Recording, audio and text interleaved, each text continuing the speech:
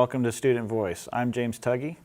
More people, including students, are paying attention to conservation efforts and numbers of endangered wildlife. Part of Chattanooga specifically, Reflection Writing has contributed to the captive breeding program of the red wolf. In 2016, their efforts enabled a pair of red wolf pups to be born right here in Chattanooga. Please welcome our guest, Tish Gailmard, the Director of Wildlife Reflection. That's right. So how did the program start with the, be a part of the conservation of red wolves? We've been part of the red wolf species survival plan since 1996, and we've actually had multiple breeding pair, 3 litters born at our facility. Litter in 07, 11, and then 16, and we still have 2 of those pups with us. So we've been a part of the program for a really long time. And how did you guys get involved with it? Back in 1996, we were kind of amping up what animals that we had, and we really wanted to be part of a species survival plan, which is an organization that deals with animals who are critically endangered, and they need to breed them in captivity and to conserve them in captivity. So they reached out to the Red Wolf Species Survival Plan, and they said, yes, we're looking for more cooperators. And so we had to build very particular pens, meet very specific criteria, and they agreed to allow us to become a cooperator. And we still continue that specific criteria, and when we do anything to our enclosures, we're meeting very high standards for that. Okay. I see you brought your red wolf pelt. Yes. How many of your red wolves do you have? We currently have 5. As of a week from this Friday, we'll have 6. Wow. So we do generally maintain 6 wolves. We have 3 enclosures, and we house them male and female. If we house them all together, we would probably have some nasty fights. Okay. So we do separate them male and female. And the pelt that I brought is from one of our wolves that we had at our facility, and she passed away from complications with old age. And I know some people are adverse to pelts, but what's really cool is she passed away 10 or 14 years ago, and she's still teaching. We use this pelt constantly, and so she's constantly teaching and reminding people of the importance of red wolves and what we can do to conserve them. Okay. What can we as students or as a general population do to help with the conservation of the red wolves? Support us. Come visit us, get the word out, help people know about red wolves. A lot of people don't know the red wolf exists.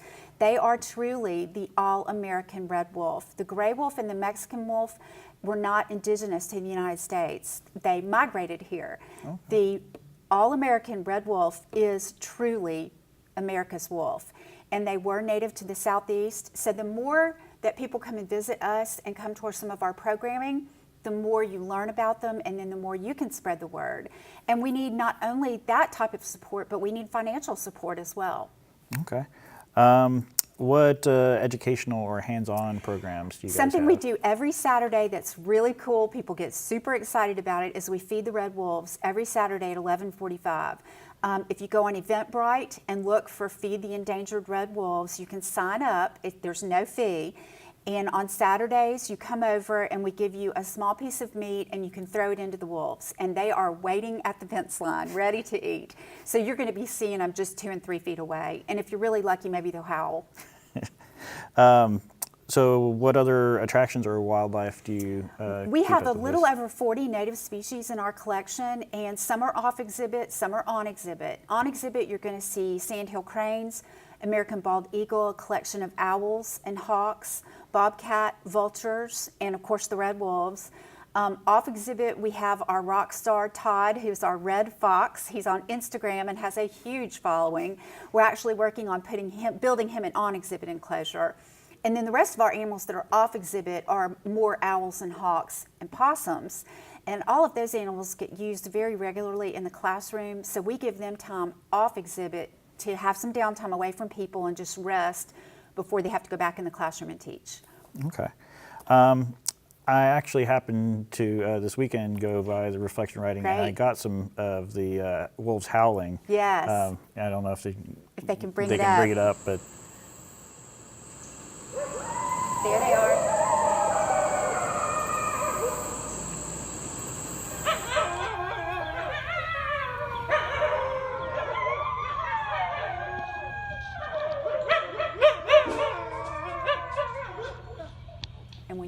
our property.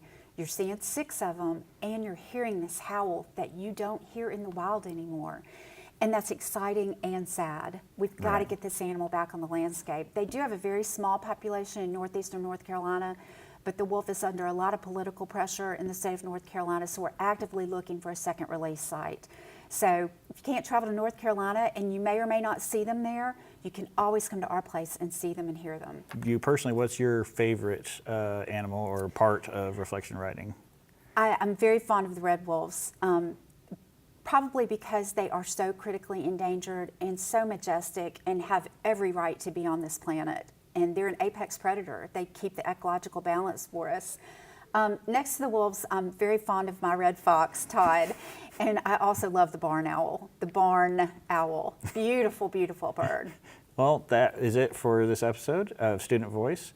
For more information about red wolf conservation and other programs, visit reflectionwriting.org.